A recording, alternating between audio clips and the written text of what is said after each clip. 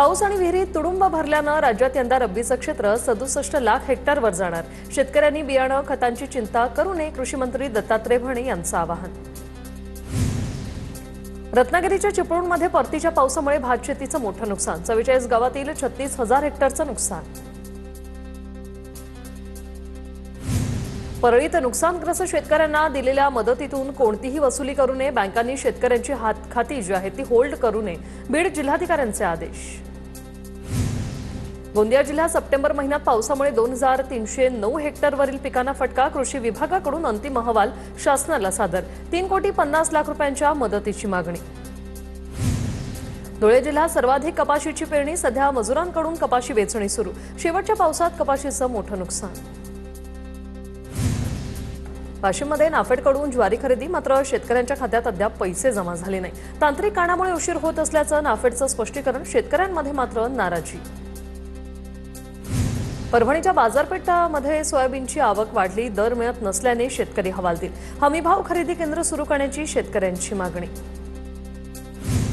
सोलापूरच्या माढा तहसील कार्यालयावर शेतकऱ्यांचा मोर्चा, नुकसान भरपाई तातडीने देण्याच्या मागणीसाठी शेतकऱ्यांचा मोर्चा, शेतकऱ्यांसाठी सरकारने केलेली घोषणा ही फसवी, शेतकऱ्यांची प्रतिक्रिया।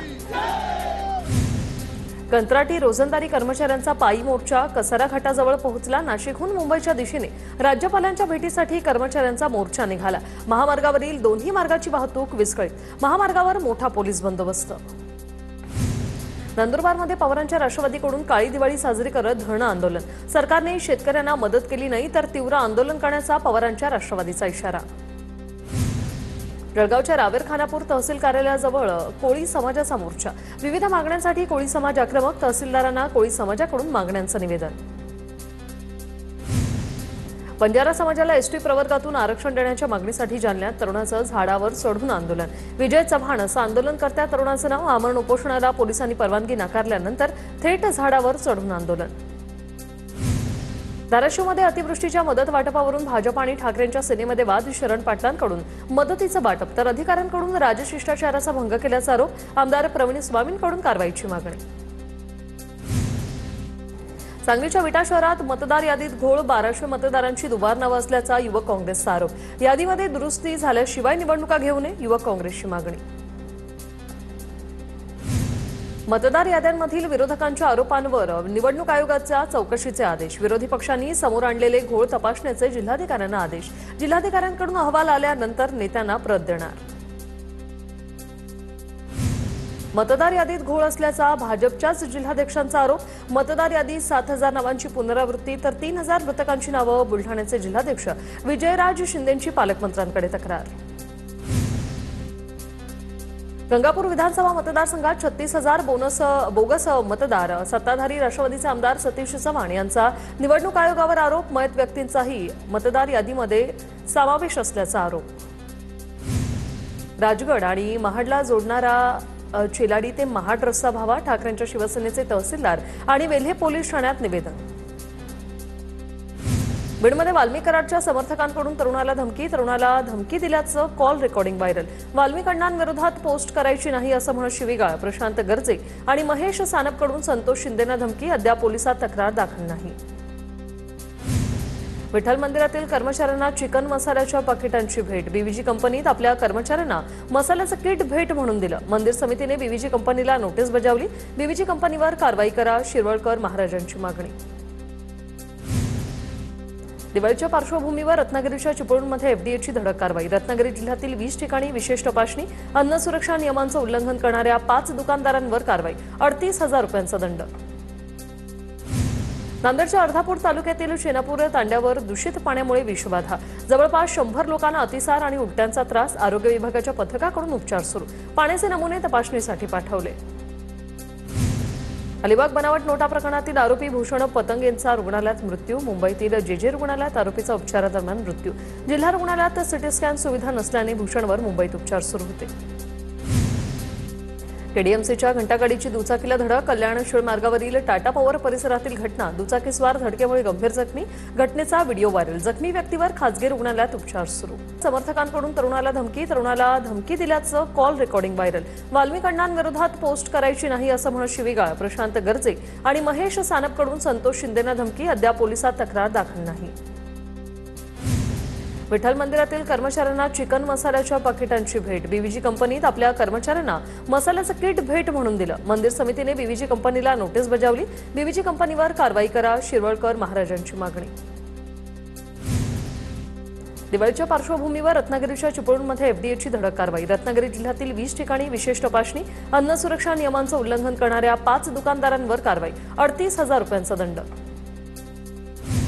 नांदेडच्या अर्धापूर तालुक्यातील शेनापूर तांड्यावर दूषित पाण्यामुळे विषबाधा।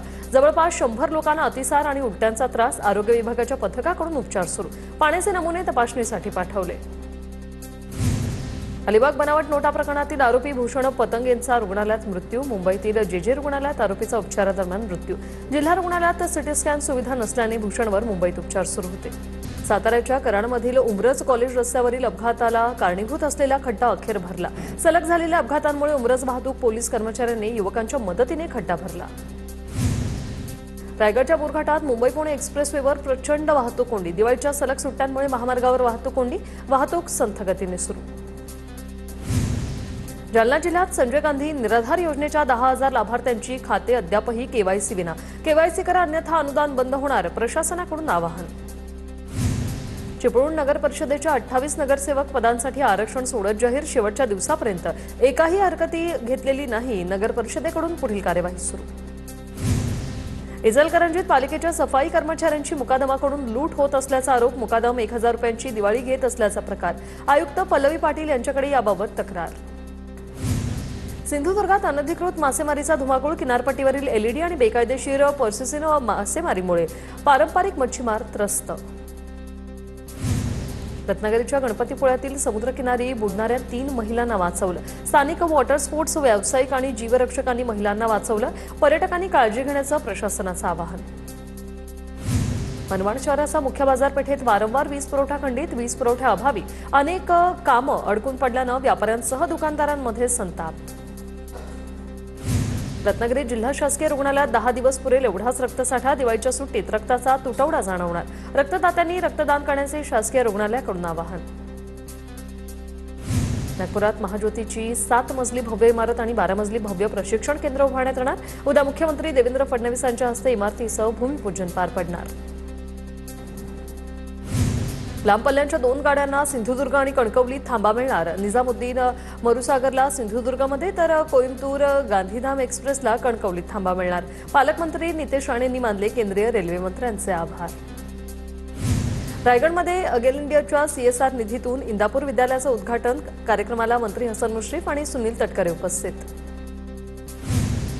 मंत्री भुजबळांच्या हस्ते येवला कृषी उत्पन्न बाजार समितीच्या नूतन प्रशासकीय इमारतीचं लोकार्पण। 89,45,000 रुपये खर्चातून आधुनिक इमारतीचं काम। पिंपरी चिंचवडमध्ये अजितदादांच्या राष्ट्रवादीचा एकला चलो रेसा नारा। पदाधिकारी, माजी नगरसेवक आणि प्रदेशाध्यक्ष तटकरेंच्या बैठकीत सूर। मुक्ताईनगरमधील पवारांच्या राष्ट्रवादीच्या कार्यकर्ते पदाधिकाऱ्यांची बैठक। आगामी निवडणुकीच्या पार्श्वभूमीवर बैठकीत चर्चा। एकनाथ खडसे, रोहिणी खडसे यांचं पदाधिकाऱ्यांना मार्गदर्शन। दीपक आबा साळुंखे आणि जयकुमार गोरेंमध्ये सांगोल्यात बैठक। दीपक आबा साळुंखे लवकरच भाजपात प्रवेश करण्याची शक्यता। भाजप प्रवेशाबाबत बोलण्यास दीपक आबा साळुंखेंचा नकार। दीपक आबा साळुंखे सोलापुरातील सांगोल्याचे माजी आमदार आहेत। संकट न समजता संधी म्हणून तरुणांनी या निवडणुकीत सामोरे यावं। हिंगोलीत माजी मंत्री जयप्रकाश दांडेगावकर यांची कार्यकर्त्यांना आवाहन। जयप्रकाश दांडेगावकरांच्या मार्गदर्शनात हिंगोली जिल्हा पदाधिकाऱ्यांची बैठक संपन्न। मंत्री पंकजा मुंडे यांच्याकडून मुंबईत अनाथ मुलांसोबत दिवाळी साजरी। National gallery of modern art येथे अनाथ मुलांसोबत दिवाळी साजरी। कराडच्या टीम साहस या संस्थेकडून सीमेवरील जवानांसोबत दिवाळी साजरी करण्याचा उपक्रम। सीमेवर तैनात असलेल्या जवानांसाठी संस्थेकडून दिवाळी फराळ। शाळेला सुट्टी लागताच कल्याण डोंबिवलीत बच्चे कंपनी लागले किल्ले बनवण्याचे वेध। टॉवर संस्कृतीतही माती विटांच्या ढिगाऱ्यावर बाल मावळ्यांची लगबग। शिवरायांचे रायगड, शिवनेरी सारख्या किल्ल्यांची प्रतिकृती साकारण्यात चिमुकले दंग। बेलापूरचे आमदार मंदा म्हात्रे यांच्याकडून शालेय साहित्याचं वाटप। धाराशिवच्या तुळजापूर तालुक्यातील खडकी गावात विद्यार्थ्यांना शालेय साहित्याचं वाटप। मालेगावात नुकसानग्रस्त शेतकऱ्यांच्या मदतीसाठी 8वीच्या विद्यार्थ्यांचा स्तुत्य उपक्रम। दीपावलीच्या वस्तू विक्रीसाठी लावला स्टॉल। येणाऱ्या नफ्यामधून मुख्यमंत्री सहाय्यता निधीला मदत देणार। परभणीच्या पूर्णा तालुक्यात बचत गटाकडून निर्मिती केलेल्या वस्तूंचं नगर परिषदेतर्फे प्रदर्शन. दिवे, पापड, मसाले, चटणी, दिवाळी फराळच्या वस्तू खरेदीला नागरिकांचा चांगला प्रतिसाद. सोन्याच्या भावात 5,000ची घसरण. सोन्याचे दर प्रतितोळा 1,31,000वर. चांदीच्या दरात प्रति किलो 25,000ची घट. चांदीचा दर 1,70,000वर. महाराष्ट्रातील पूरग्रस्तांसाठी चितळे उद्योग समूहाकडून 1 कोटींचा धनादेश. मुख्यमंत्री सहाय्यता निधीत सुपूर्द. मदतीचा धनादेश श्रीपाद विश्वास आणि निखिल चितळे यांच्या हस्ते सुपूर्द करण्यात आला. शेतकरी हा देशाचा कणा असून पुनर्बांधणीसाठी हातभार लावणं आमची जबाबदारी असल्याची प्रतिक्रिया निखिल चितळे यांनी दिली आहे.